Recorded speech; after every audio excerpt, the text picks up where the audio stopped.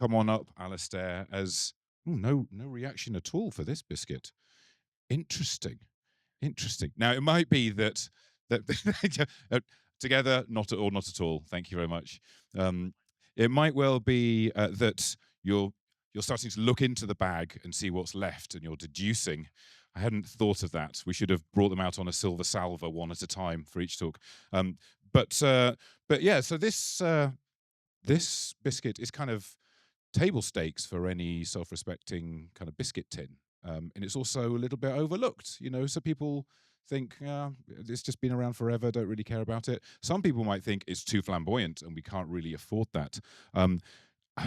Does it not put you in mind of accessibility? It's table stakes. It really is what should be on every site. It shouldn't be seen as a luxury at all. We all deserve it. And well, let's have a little bit of an adventure into accessibility now with, I was going to say with Bill. I'll just say what you see, Philip. So no, don't say that. Don't say that. We'll be here all day as we reenact Bill and Ted. No. Alistair Shepherd is a front-end developer who I've really enjoyed seeing the work that he's done over the years. He's shared lots of work on his personal site. Have a personal site, you can learn a lot. He's shared all kinds of wonderful things on that, and he's head of development up in Edinburgh at I forget, Series 8. At Series 8. I'm going to get off the stage because I want to spend the time with Alistair. So please, go crazy, make lots of noise. Alistair Shepherd.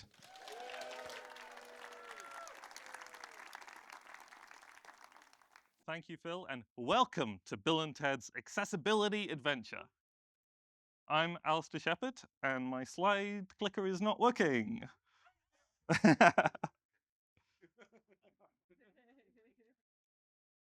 Almost inevitable there's going to be technical issues. Nope. Oh, there we go. Right, come on. Let's try this again. Refresh.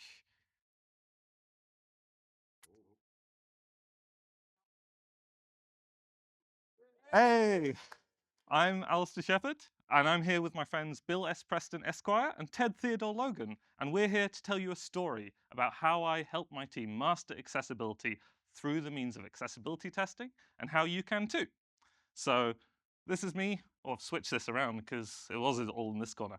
And I think Phil's done a great job introducing me. This is my details. I'm head of development to Series 8.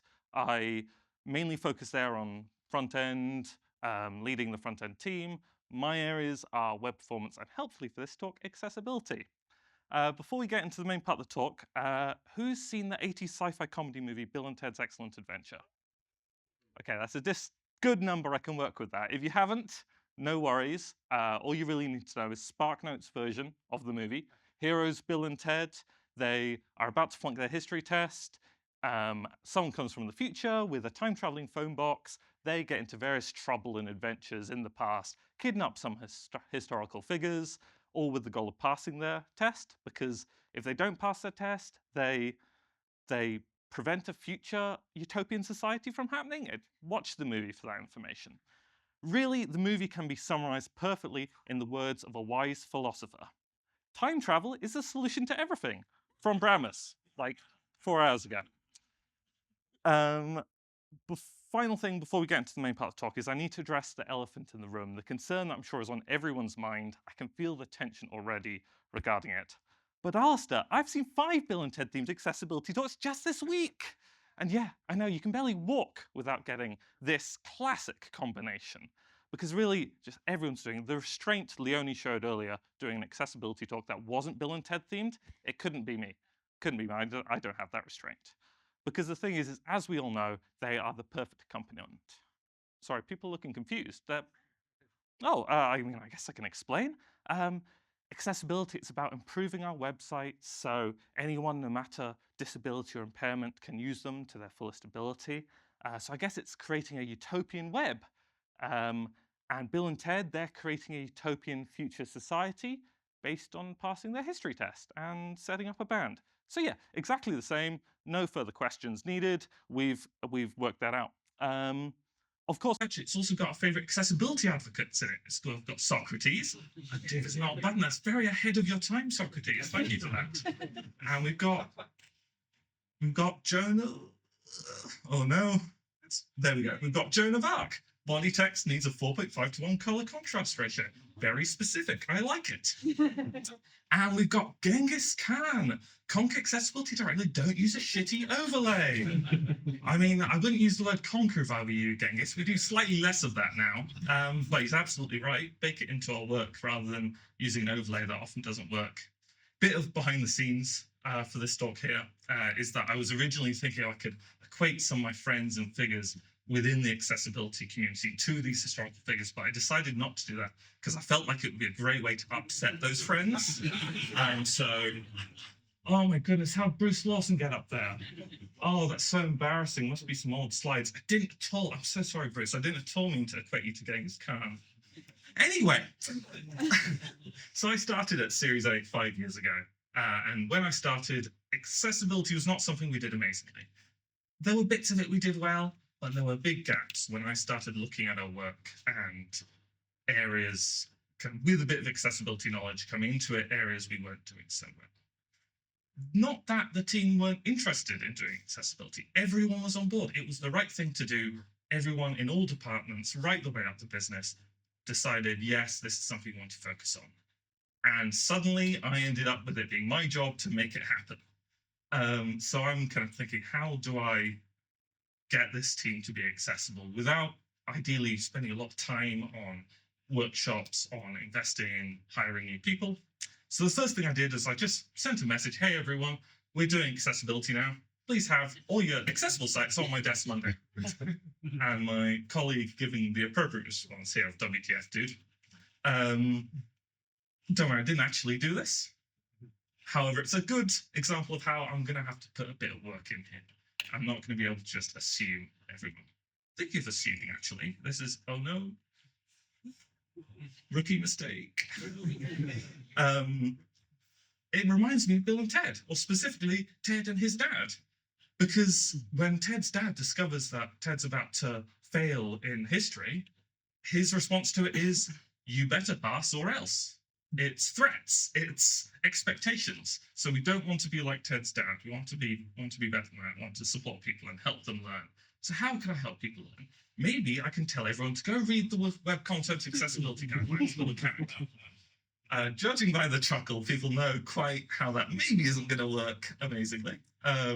It's a fantastic specification resource. If you're not familiar with it, it basically defines what we mean when we say web accessibility. When I say color contrast, what does that mean? How do you measure it? It is a fantastic reference resource. It is not necessarily a fantastic beginner's guide or tutorial. So when I said, go read this, you'll become an accessibility expert, the response was maybe more confused than we started off with. So that didn't work. Kind of getting people to read these textbooks, this reference material didn't work. Actually, just like it didn't work for Bill and Ted. In that they discovered the subjects they had to cover for their test, got a whole load of books. I think they lasted about 10 minutes reading these books before they gave up. So it didn't work for them either. So my next thought was, well, I know accessibility, so how about I could run maybe 4 or 5 2-hour-long lectures with me talking constantly, slides, interactive demos, maybe even throwing some homework and some tests, some pop quizzes for some extra fun. And of course, this doesn't all sink in. Bits were taken away fine, but a lot of it went in one ear and out the other. Just like it did for Bill and Ted in the lessons they've been having with Mr. Ryan. Oh yeah, the only thing he managed to communicate to them was that Napoleon is a short dead dude. So clearly it wasn't working for them either. So at this point, I'm wondering what next. I've tried the easy things I can think of. I don't have a history in teaching people, so this is kind of my first go at it. And I'm wondering, what can I do next? Maybe we're investing into hiring people with accessibility expertise and setting up an accessibility department, or maybe bringing in an external third party we work with. But all of those would require a lot more investment. But what was clear was that at this point, we were failing in our accessibility. And I think Bill words it best, really. We are in danger of flunking most heinously tomorrow, Ted. Because we were also in danger of flunking most heinously at accessibility. But I don't think, for those who haven't seen the movie, I don't think it's too much of a spoiler to say in an 80s comedy movie, it ended up working well in the end. It had a good ending. They didn't fail. They didn't flunk. They passed. And given, as we've already established, Bill and Ted and accessibility are the exact same thing, what did they do that we can learn from here with accessibility? Well, instead of going from 0 to 100 in learning history, they went and experienced it practically. They went back in time, experienced history, met some historical figures, kidnapped them, got into various trouble. So perhaps if we learn from that, if we, with our accessibility, we experience what accessibility looked like, saw the impact it had on people, kidnapped some accessibility figures. Learn from some accessibility figures.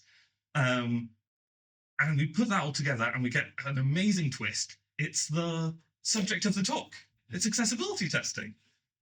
Accessibility testing fills this role by allowing us to experience accessibility more practically in a way that is relevant to our work.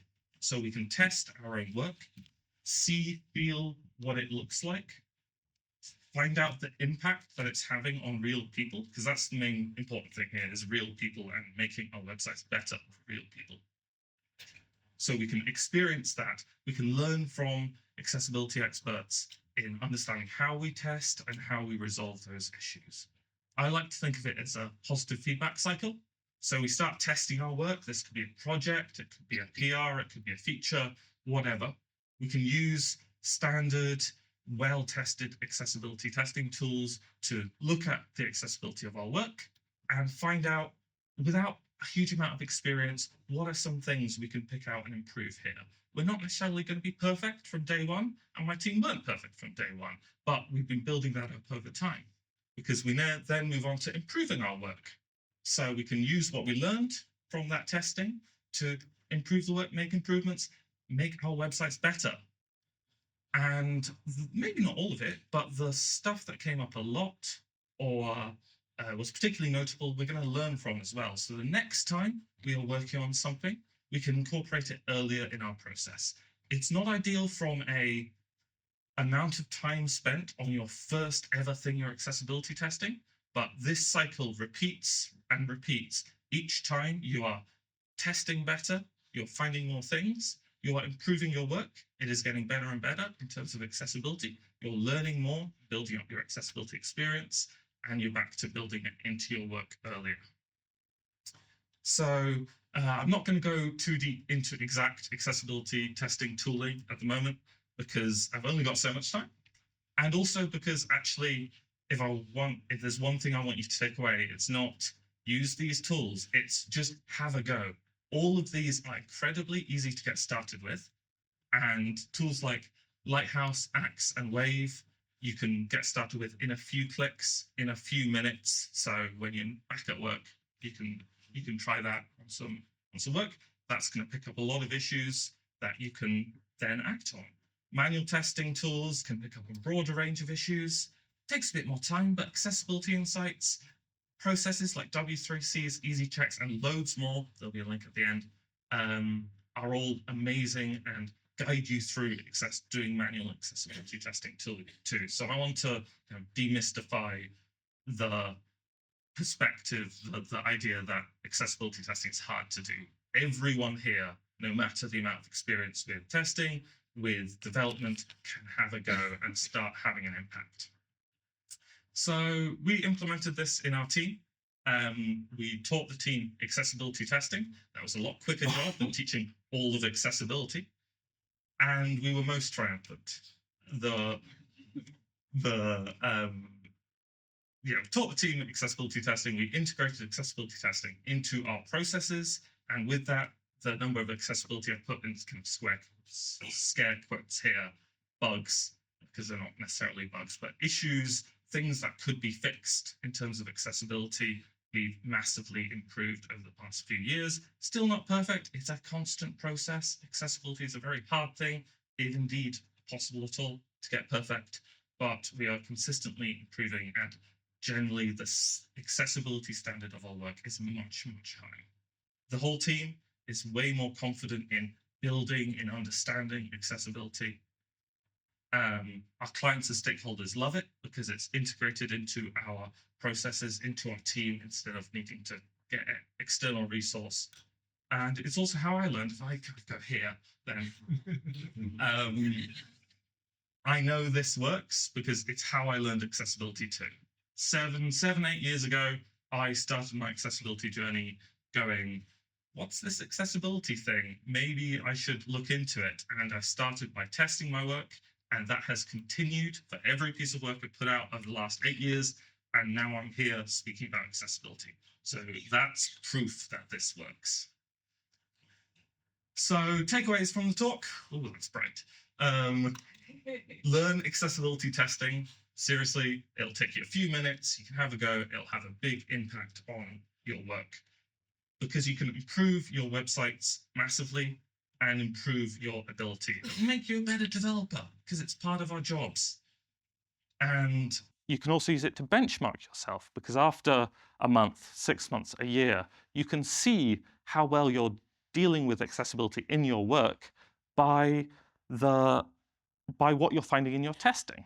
So it's a great way of seeing how you're doing as well, and self-checking yourself. And watch Bill and Ted. If you've already watched it, I think a rewatch is in order. And if you haven't, then you know what you need to do. I think it holds up surprisingly well for 2026. There are a few iffy bits, but it's better than I expected.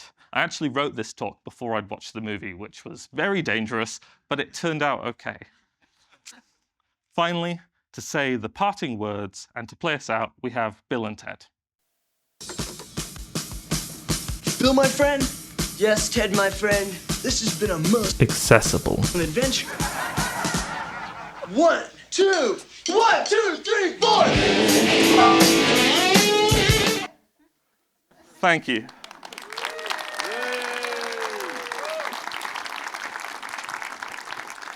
Thank you, Alistair. Wonderful stuff. Thank you so much.